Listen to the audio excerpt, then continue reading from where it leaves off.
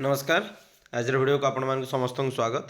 देखो आम समस्त जानी सारे कि आपणकर जो सिटी एंट्रांस सेकेंड सिलेक्शन तार इंटीमेशन लेटर आपणकर जो स्लाइड ऑफ लिस्ट ता आसी सारी। तो आम थर्ड सिलेक्शन बाबद केबे आसीबो कौन अच्छी आम डिस्कसन करिए। तो वीडियो कंप्लीटली देखिए आ लाइक शेयर सब्सक्राइब करने जमार भी भूलिए ना। देखो सिटी एडमिशन आपणकर थर्ड सिलेक्शन पूर्व मुझे बतईदी आपको। देखो यहाँ हूँ बीएड रो। तो बीएड यहाँ स्पॉट एडमिशन माने थर्ड सिलेक्शन पर सीट वैकेंट रहा आपणकर स्पॉट एडमिशन आसी 9 ईयर स्टाटस यहाँ तार नोटिफिकेशन अच्छी advertisement for BEd MEd spot admission.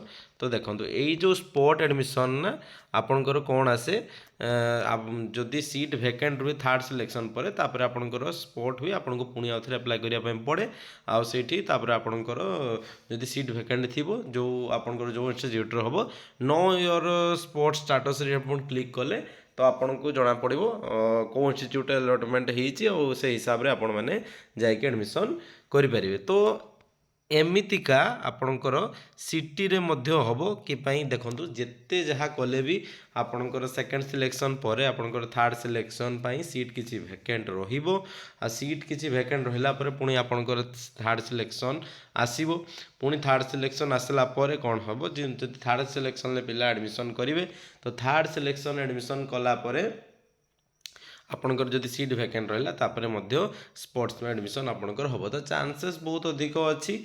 तो आपणकर हूँ सेकेंड सिलेक्शन पर केते सीट रहा से हिसाब से आपण मैंने थर्ड सिलेक्शन को वेट करेंगे और थर्ड सिलेक्शन पर यहाँ हूँ स्पोर्ट्स सिलेक्शन आसो। देखो आपणकर यहाँ सीट एडमिशन देखो जदि फास्ट सिलेक्शन सीट पूरा फिलअप हो जाता ताहले आपणकर कौन सेकेंड सिलेक्शन आसी न था। तो से देखो फास्ट सिलेक्शन पर सेकेंड सिलेक्शन आसला माने फास्ट सिलेक्शन किसी पिला एडमिशन कले से आपणकर सेकेंड सिलेक्शन आसला सेमती सेकेंड सिलेक्शन पर बहुत पिला एडमिशन करेंगे ताहले आपणकर आसीज थर्ड सिलेक्शन। देखो आपड़ थर्ड सिलेक्शन को वेट करूँ न करूँ मुझे आपको गोटे टिप्स देवी कि जो मानकर ग्रेजुएशन सरी जाइए आपणकर जदि सीटी हैनी आप वरीड कर तो आपड़ जेकोसी उपाय बीएड कर दिंतु कौन आपड़ प्राइवेट सेक्टर में बीएड भी कले किसी आपंकर प्रोब्लेम आजिकल होनी जब एनसीटी अप्रूवाल मिल जाऊँगी कि आपड़ सीटी कले आप ओनली प्राइमरी पेपर 1 नल्ले आप एलिजिबल हे पेपर 1 ग्रेजुएशन देले पेपर 1 पेपर 2 कि बीएड कले आप पेपर 2 रे